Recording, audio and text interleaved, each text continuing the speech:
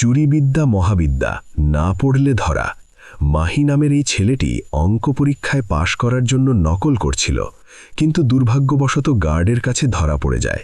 পরিস্থিতি সামলানোর জন্য মাহি নকলের টুকরোটি চিবিয়ে খেয়ে ফেলে, কিন্তু তাতেও কোনো কাজ হয় না। স্যার তার সমস্ত শরীর স্ক্যান করে তার পেটের মধ্যে কি আছে সব কিছু বের করে ফেলে। এই ঘটনায় মাহিকে 100 বছরের জন্য বহিষ্কার করা হয়। এরকমই এক ভয়ঙ্কর দুঃস্বপ্ন দেখে মাহির ঘুম ভেঙে যায়। আসলে মাহি অঙ্ককে অনেক ভয় পায়, আর মাত্র কয়েকদিন পরেই তার ক্লাস 10-এর ফাইনাল এক্সাম। তাকে যে কোনো মূল্যে ফাইনালে অঙ্কে 95 পেতে হবে, না হলে তার ক্রাশ বর্ণা যে কলেজে ভর্তি হবে সে কোনোভাবেই ওই কলেজে ভর্তি হতে পারবে না। মাহি ওই কলেজে ভর্তি হওয়ার জন্য যে কোনো কিছু করতে প্রস্তুত।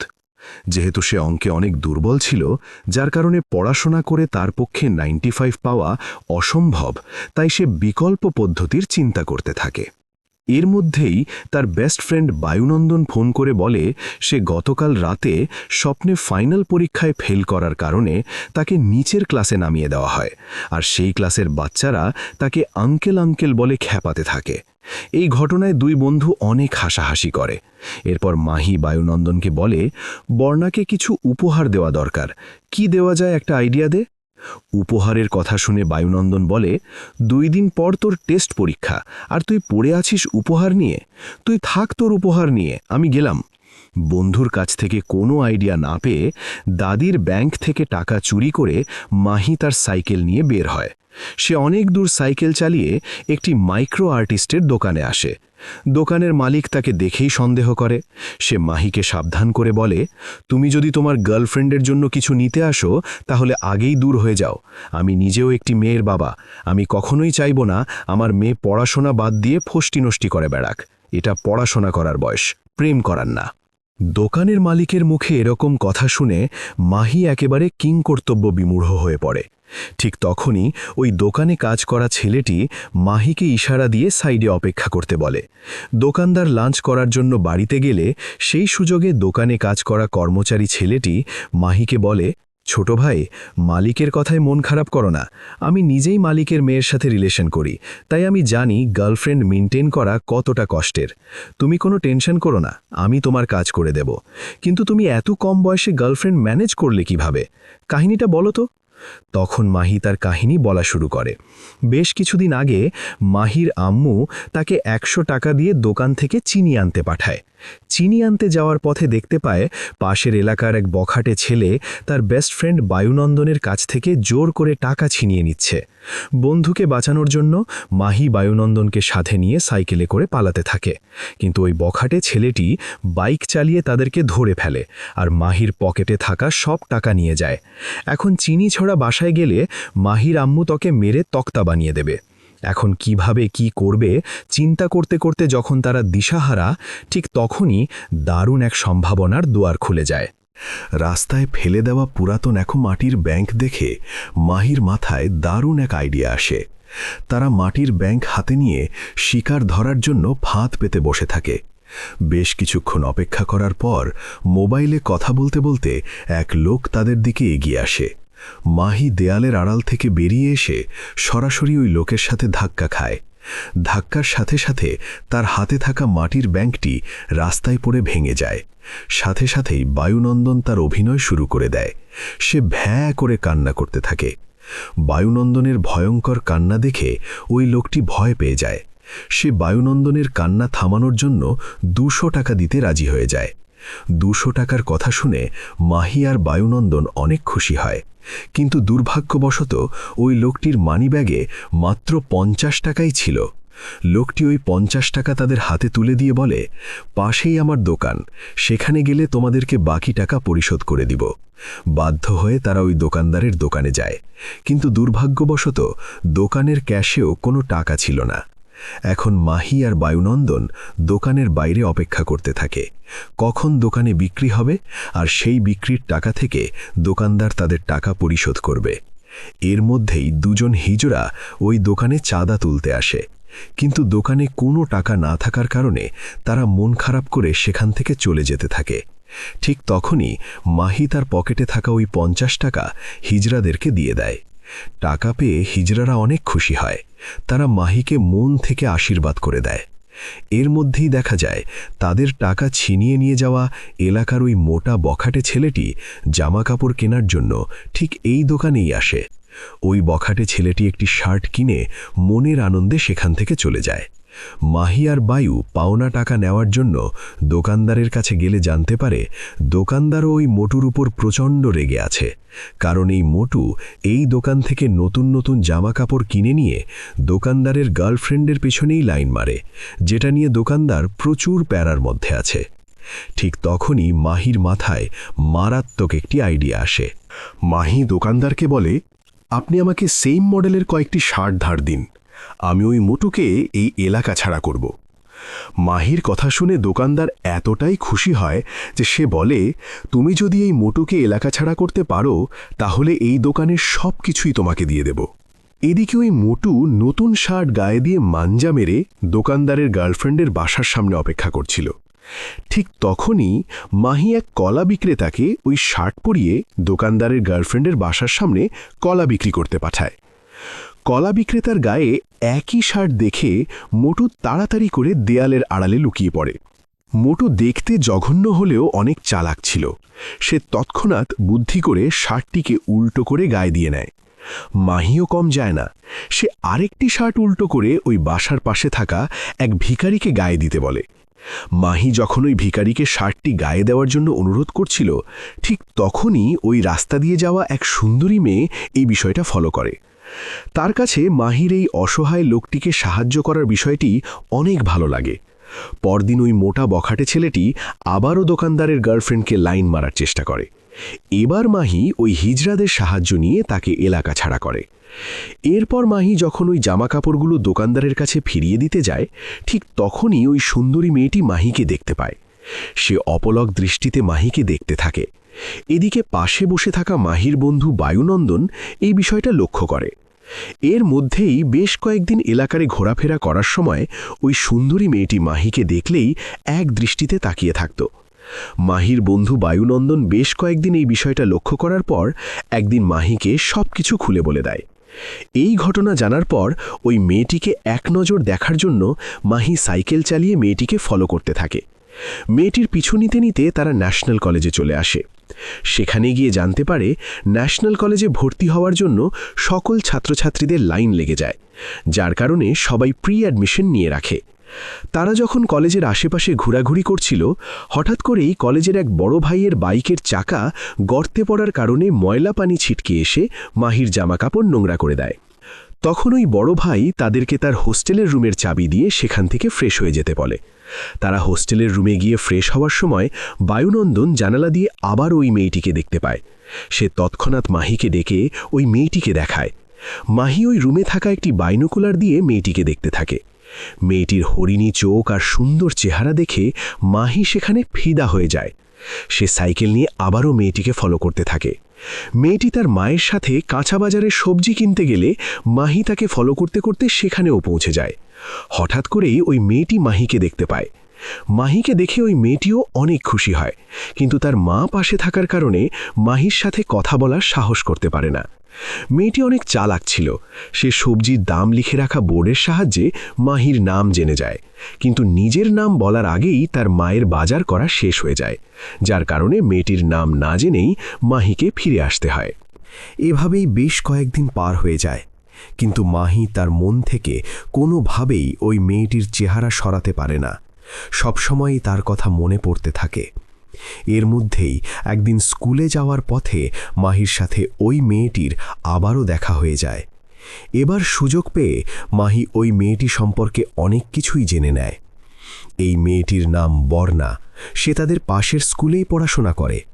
এরপর বর্ণা মাহির সাথে তার দুই বান্ধবীর পরিচয় করিয়ে দেয়।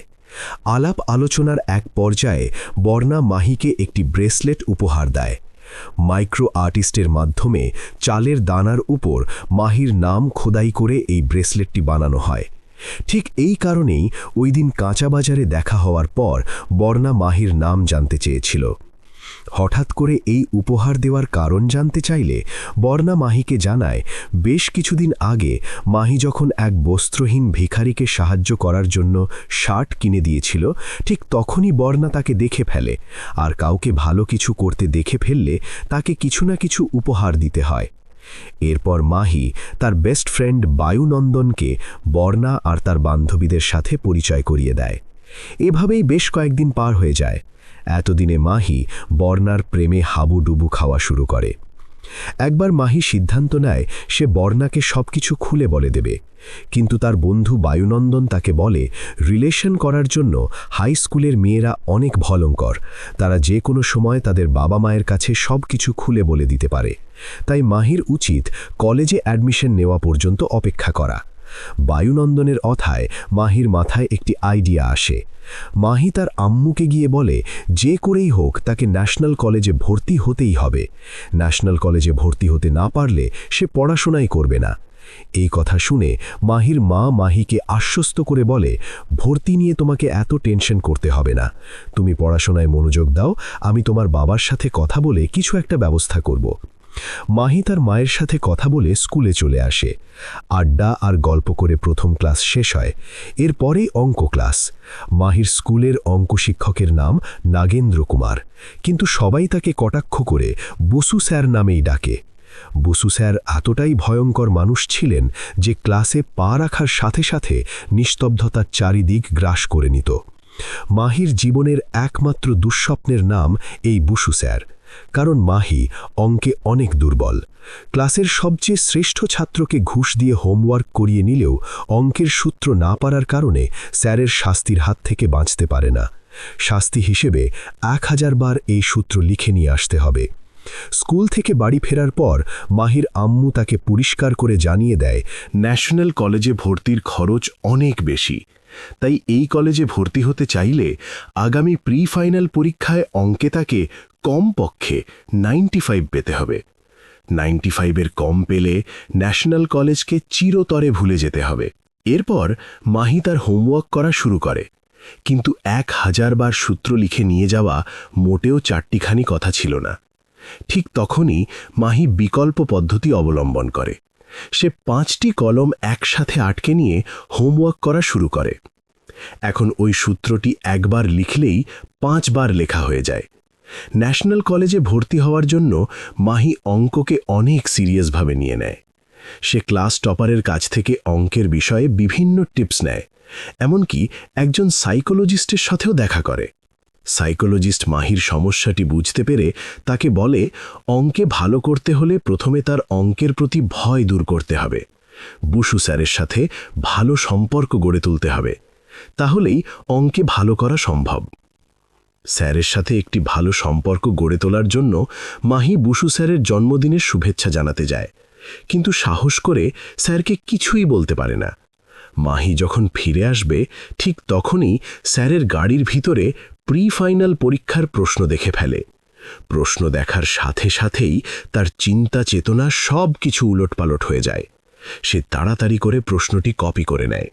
এরপর মাহি দিন রাত একাকার করে দিয়ে সবগুলো অঙ্ক মুখস্থ করা শুরু করে, কিন্তু কোনোভাবেই এতগুলো অঙ্ক মুখস্থ করা সম্ভব হয় না। ঠিক তখনই বর্ণার উপহার দেওয়া ওই ব্রেসলেটটি দেখে মাহির মাথায় একটি মারাত্মক আইডিয়া আসে। সে সিদ্ধান্ত নেয় মাইক্রো আর্টিস্টের সাহায্যে হার্ডবোর্ডের ওপর সবগুলো প্রশ্নের উত্তর লিখে নিয়ে যাবে। এই কথা শুনে ওই মাইক্রো আর্টিস্ট একেবারে বাকরুদ্ধ হয়ে যায়, কারণ সে ভেবেছিল মাহি হয়তো তার গার্লফ্রেন্ডের নাম লেখানোর জন্য এখানে এসেছে, কিন্তু পরীক্ষায় নকল করবে এটা জানার পর মাইক্রো আর্টিস্ট কোনোভাবেই মাহিকে সাহায্য করতে রাজি হয় না। কিন্তু মাহিও নাছড় বাঁধা ছিল। সে মাইক্রো আর্টিস্টের হাতে পায়ে ধরে অনেক কষ্টে রাজি করায়। অঙ্ক পরীক্ষার আগেই হার্ডবোর্ড রেডি হয়ে যায়। পরীক্ষা শুরু হওয়ার আগে বসু স্যার সবাইকে সাবধান করে দিয়ে বলেন, পরীক্ষায় নকল করা তো দূরের থাক, কেউ যদি নকল করার চিন্তাও মাথায় আনো তাহলে তার খবর আছে। এরপর পরীক্ষা শুরু হয়। মাহি অত্যন্ত বিচক্ষণতার সাথে নকল করা শুরু করে। জ্যামিতি বক্সের মধ্যে থাকা চাঁদার মধ্যে ম্যাগনিফাইং গ্লাস লাগিয়ে সেটার সাহায্যে মাইক্রো আর্টিস্টের লেখা দেখে দেখে পরীক্ষা দিতে থাকে। বুসু স্যার বেশ কয়েকবার মাহিকে সন্দেহ করে তার সমস্ত শরীর তল্লাশি করেন, কিন্তু কোথাও কোনো নকলের অস্তিত্ব খুঁজে পান না। ফলাফলস্বরূপ মাহি অঙ্কে 100-তে 100 পায়। 100 পাওয়ার খুশিতে মাহি আর তার বন্ধুরা মিলে প্রচুর আনন্দ উল্লাস করে। এই আনন্দ উল্লাসের মধ্যে মাহির হাতে থাকা ব্রেসলেটটি হারিয়ে যায়। মাহি এদিক সেদিক হন্যে হয়ে ব্রেসলেটটি খুঁজতে থাকে। ঠিক তখনই বুসু স্যার মাহিকে তার অফিসে ডেকে নেন। বুসু স্যার মাহিকে জিজ্ঞেস করেন, তুমি কখনোই অঙ্কে ভালো ছিলে না, কিন্তু এবার কিভাবে অঙ্কে 100-তে 100 পেলে? সত্যিটা বলবে নাকি আমি খুঁজে বের করব? মাহি কি উত্তর দিবে ভেবে পাচ্ছিল না। ঠিক তখনই সাইকোলজিস্টের বলা কথাগুলো মনে পড়ে, তার ভয় দূর করতে হবে। এরপর মাহি তার সকল ভয় ভীতি ঝেড়ে ফেলে দিয়ে প্রচণ্ড সাহসিকতার সাথে স্যারকে বলে, হ্যাঁ, আমি নকল করেছি, কিন্তু এই নকল করার আসল কারণ আপনি নিজেই। অঙ্ক বই খোলার সাথে সাথেই চোখের সামনে আপনার ভয়ঙ্কর চেহারা ভেসে ওঠে, যার কারণে কোনোভাবেই অঙ্ক করা হয়ে ওঠে না। এই কারণেই বাধ্য হয়ে আমাকে নকল করতে হলো। কিন্তু দুর্ভাগ্যের বিষয়, আপনি 2 জনম সাধনা করেও আমার নকল করার সিস্টেম জানতে পারবেন না। ঠিক তখনই স্যার মাহির হাতের ব্রেসলেটটি দেখিয়ে বলেন, তুমি কি আমাকে গাধা মনে করো? তোমার এই ব্রেসলেট খুঁজে পাওয়ার পর আমি মাইক্রো আর্টিস্টের সাথে কথা বলি, আর তোমার সকল কুকীর্তি ফাঁস হয়ে যায়। এবারের মতো তো বেঁচে গেলে, কিন্তু ফাইনাল পরীক্ষায় কিভাবে নকল করো সেটাও দেখে নেব। স্যার কিভাবে তার ব্রেসলেট খুঁজে পেল সেটা ভাবতে ভাবতে যখন মাহি দিশেহারা, ঠিক তখনই তার জুনিয়র এসে বলে, আপনার ওই ব্রেসলেটটি খুঁজে পেয়ে আমি স্যারকে দিয়েছিলাম, আপনি চাইলে আমাকে ধন্যবাদ দিতে পারেন। এই কথা শুনে মাহি একেবারে বাকরুদ্ধ হয়ে যায়। অন্যদিকে দেখা যায় বর্ণা তার প্রি ফাইনাল পরীক্ষায় অঙ্কে ততটা ভালো করতে পারে না, যার কারণে তার মা অনেক টেনশনে পড়ে যান। অঙ্কে 95 মার্কের কম পেলে ন্যাশনাল কলেজে অ্যাডমিশন নেওয়া যায় না, আর অ্যাডমিশনের টাকাও ফেরত দেওয়া হয় না। তখন বর্ণা তার মাকে আশ্বস্ত করে বলে, মা, এটা শুধুমাত্র প্রি ফাইনাল পরীক্ষা, আমি অনেক ভালো করে পড়াশোনা করব, আর তুমি দেখবে আমি ফাইনালে অনেক ভালো রেজাল্ট করব। এদিকে মাহি অঙ্কে 100-তে 100 পাওয়ার খবর শুনে বর্ণা আর তার বান্ধবীরা তার সাথে গ্রুপ স্টাডি করতে চায়, যাতে করে মাহি তাদের অঙ্কের সকল সমস্যার সমাধান করে দিতে পারে। এই কথা শুনে মাহি অনেক টেনশনে পড়ে যায়। নিজের ক্রাশের সামনে অঙ্ক না পারলে তার প্রেস্টিজ পুরোটাই পাংচার হয়ে যাবে। পরিস্থিতি সামলানোর জন্য চালাকি করে বলে, আপাতত কিছু সমস্যা আছে, সে 2-1 দিন পরেই তাদের সাথে গ্রুপ স্টাডিতে জয়েন করবে। অঙ্কে কিভাবে পাশ করবে সেই টেনশনে মাহি যখন দিশেহারা, ঠিক তখনই দেবদূতের মতো তার সামনে এসে হাজির হন বুসু স্যার, অর্থাৎ নাগেন্দ্র প্রসাদ স্যার। স্যার মাহিকে বলেন, তুমি যদি সত্যি সত্যি পড়াশুনো করে অঙ্কে ভালো রেজাল্ট করতে চাও, তাহলে আমার বাসায় চলে এসো, আমি পার্সোনালি তোমাকে অঙ্ক শেখাবো। মাহি কোনোভাবেই এই সুযোগ হাতছাড়া করতে রাজি না, তাই তৎক্ষণাৎ স্যারের বাসায় হাজির হয়ে যায়। স্যার মাহির সাথে কথা বলে বুঝতে পারেন মাহির বেসিক অনেক দুর্বল, যার কারণে স্যার প্রথমে মাহির বেসিক ঠিক করার সিদ্ধান্ত নেন। এর মধ্যেই একদিন আইআইটিতে পড়াশোনা করা মাহির বড় বোন বাড়িতে বেড়াতে আসে। মাহি তার কাছ থেকে সাহায্য নিয়ে গ্রুপ স্টাডির সকল প্রবলেম সলভ করে নিজেকে হিরো হিসাবে প্রমাণ করে। এদিকে নাগেন্দ্র প্রসাদ স্যার নিজের সবটুকু দিয়ে মাহিকে ট্রেনিং দিতে থাকেন। এতদিনে মাহির অঙ্কের প্রতি ভয় ভীতি সবকিছু দূর হয়ে যায়, আর তার কাছে অঙ্ক ভালো লাগা শুরু করে।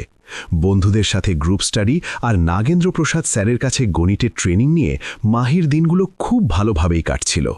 এর মধ্যেই একদিন মাহির বড় বোন বর্ণা সবকিছু জেনে যায়। ক্লাস 10-এ পড়া ছোট ভাইয়ের গার্লফ্রেন্ড আছে, এই কথা শুনে মাহির বড় বোন অবাক হয়ে বলে, আইআইটিতে পড়াশোনা করেও আমার বয়ফ্রেন্ড নেই, আর ক্লাস 10-এ পড়ে তুই গার্লফ্রেন্ড কিভাবে ম্যানেজ করলি? এরপর এক প্রকার বাধ্য হয়েই মাহিকে বর্ণার সাথে তার বড় বোনের পরিচয় করিয়ে দিতে হয়। মাহির বড় বোন বর্ণা আর তার বন্ধুদের সাথে আলাপ আলোচনা করে জানতে পারে মাহি এতটাই পারদর্শী যে সে যে কোনো কঠিন অঙ্ক মুহূর্তের মধ্যেই সমাধান করতে পারে। এই কথা শোনার পর মাহির সকল চালাকি তার বোনের কাছে ধরা পড়ে যায়। তার বোন মাহিকে বুঝিয়ে বলে, তুমি যা করছো সেটা মোটেও ঠিক না, একদিন না একদিন তোমার সকল চালাকি ধরা পড়ে যাবে, তখন সবাই তোমাকে ঘৃণা করা শুরু করবে, তাই তোমাকে এখনই শোধরানো উচিত। এই ঘটনার পর থেকে মাহি দিন-রাত একাকার করে দিয়ে পড়াশোনা করতে থাকে। এভাবেই পড়াশোনা করতে করতে ফাইনাল পরীক্ষা চলে আসে। সবাই অনেক ভালোভাবেই তাদের পরীক্ষা শেষ করে, কিন্তু পরীক্ষা শেষ হবার পরেও দেখা যায় মাহি এখনও অঙ্ক করছিল। কারণ জিজ্ঞেস করলে মাহি আসল ঘটনা না বলে তার মাকে বলে তার অঙ্ক অনেক ভালো লাগে, তাই অঙ্ক করছে, অন্য কোনো কারণ নেই। বেশ কিছুদিন পর ফাইনাল পরীক্ষার ফলাফল ঘোষণা করা হয়। ফলাফল দেখে সবার মাথা নষ্ট হওয়ার মতো অবস্থা। মাহির কাছ থেকে অঙ্ক শিখে বর্ণা সম্পূর্ণ রাজ্যের মধ্যে দ্বিতীয় স্থান অর্জন করে। অন্যদিকে মাহি অঙ্কে ফেল করে। নাগেন্দ্র প্রসাদ স্যার মাহিকে বাসায় ডেকে নিয়ে তার ফেল করার কারণ জিজ্ঞেস করেন। মাহি তখনও আসল ঘটনা খুলে বলে না, কিন্তু নাগেন্দ্র প্রসাদ স্যার সব কিছু বুঝে যান। সে মাহিকে বলে, তুমি কি ভেবেছ আমি কিছুই জানি না? অঙ্ক পরীক্ষার দিন কমন প্রশ্নগুলো মার্ক করার পরে হিসেব করে দেখলে তুমি কোনোভাবেই 95 পাবে না। আবার 35 মার্কের বেশি পেলে তুমি সাপ্লিমেন্টারি পরীক্ষাও দিতে পারবে না, আর তোমার গার্লফ্রেন্ডের সাথে একই কলেজে পড়াশোনা করার আশাও শেষ হয়ে যাবে। ঠিক এই কারণেই খালি খাতা জমা দিয়ে এসেছ। তোমার এই ছেলে মানুষের কারণে আমার মান সম্মান সব কিছু ধুলোয় মিশে গেল। বেঁচে থাকতে আর কোনোদিন তোমার এই কলঙ্কিত চেহারা আমার সামনে দেখাবে না। স্যারের কাছ থেকে চরম অপমানিত হয়ে মাহি কান্না করতে করতে বাড়ি ফিরে আসছিল। ঠিক তখনই বর্ণা মাহিকে এসে বলে, রাজ্যের মধ্যে দ্বিতীয় স্থান অধিকার করার কারণে বিভিন্ন কলেজ থেকে প্রতিদিনই আমার কাছে ফ্রি অ্যাডমিশনের প্রচুর অফার আসতে থাকে, কিন্তু আমি তাদের কাছে একটাই ডিম্যান্ড রাখি, যেই কলেজে আমাদের 4 জনকে ফ্রি অ্যাডমিশন দিবে আমি সেই কলেজেই ভর্তি হব। সবচেয়ে খুশির খবর হলো, আমরা যেই ন্যাশনাল কলেজে প্রি অ্যাডমিশন নিয়েছিলাম ওই কলেজ থেকেই আমার ডিম্যান্ড মেনে নেওয়া হয়। এখন তুমি তাড়াতাড়ি করে রিচেকিং করে কোনো রকমে পাস মার্ক তুলে নিলেই আমরা সবাই একসাথে ন্যাশনাল কলেজে পড়তে পারব। এই কথা শুনে মাহির যেন আকাশ ভেঙে পড়ে, কারণ ফাঁকা খাতা জমা দেওয়ার কারণে রিচেকিং করেও কোনো লাভ হবে না। একুল ওকুল দুকুল হারিয়ে মাহি একেবারে ভেঙে পড়ে। ঠিক তখনই নাগেন্দ্র প্রসাদ স্যার আবারও মাহিকে ডেকে নেন। সে মাহিকে বুঝিয়ে বলে যে, ছোটবেলায় তোমার মতো আমারও একটি লাভ স্টোরি ছিল। প্রথম দেখাতেই আমি তার প্রেমে পড়ে যাই। একসময় আমরা বিয়ে করি, কিন্তু সময়ের সাথে সাথে তার কমপ্লিমেন্টগুলো কমপ্লেইনে পরিণত হতে থাকে। ফলাফলস্বরূপ একসময় আমাদের ভালোবাসা বিচ্ছেদে রূপান্তরিত হয়। প্রথম ভালোবাসাকে নিজের করে পাওয়ার মধ্যে যতটা গৌরব আছে, তার চেয়ে বেশি গুরুত্বপূর্ণ হল প্রথম ভালোবাসার অনুভূতিকে মরণ পর্যন্ত বাঁচিয়ে রাখা। আমি জানি তুমি চেষ্টা করলে সাপ্লিমেন্টারি পরীক্ষায় সর্বোচ্চ নম্বর পেতে পারো, এজন্য আমি তোমাকে আবারও টিউশন দেব, কিন্তু তোমাকে একটি কথা দিতে হবে, ওই মেয়ে যেই কলেজে ভর্তি হবে তুমি কোনোভাবেই ওই কলেজে ভর্তি হতে পারবে না। মাহি অনেক চিন্তা ভাবনা করে নিজের ইমোশনকে চেপে রেখে স্যারকে কথা দেয়। এরপর মাহি আবারও সম্পূর্ণ নতুন উদ্যমে সাপ্লিমেন্টারি পরীক্ষার জন্য প্রস্তুতি নিতে থাকে। এর মধ্যেই একদিন বর্ণা মাহিকে জিজ্ঞেস করে, তুমি রিচেকিংয়ের জন্য আবেদন করলে না কেন? তখন মাহি বর্ণাকে বলে, রিচেকিং করে পাশ করার চেয়ে সাপ্লিমেন্টারি পরীক্ষা দিয়ে ভালো রেজাল্ট করা অনেক বেশি জরুরি। তাছাড়া ভালো বন্ধু হওয়ার জন্য একই কলেজে পড়াশোনা করতে হবে এরকম কিছুই নেই। আমরা আলাদা কলেজে পড়াশোনা করেও খুব ভালো বন্ধু হতে পারি। এই কথা শুনে বর্ণা অনেকটা মর্মাহত হয়। সে মন খারাপ করে সেখান থেকে চলে যায়। কিছুদিন পর মাহি সাপ্লিমেন্টারি পরীক্ষায় অংশগ্রহণ করে, আর পরীক্ষার ফলাফলে দেখা যায় মাহি অঙ্কে 100তে 100 নম্বর পায়। অঙ্কে 100 পাওয়ার কারণে মাহি বর্ণার সর্বমোট নম্বরের থেকেও 2 মার্কে এগিয়েছিল। এরপরেই দেখা যায় মাহি তার ওয়াদা ভঙ্গ করে ওই ন্যাশনাল কলেজেই ভর্তি হয়, আর নাগেন্দ্র প্রসাদ স্যারকে টেলিফোন করে জানায়, স্যার, আপনি যখন ম্যাডামকে ভালোবেসেছিলেন তখন যদি আপনাকেও কেউ এরকম কোনো শর্ত দিত, আপনি কি সেটা মানতেন?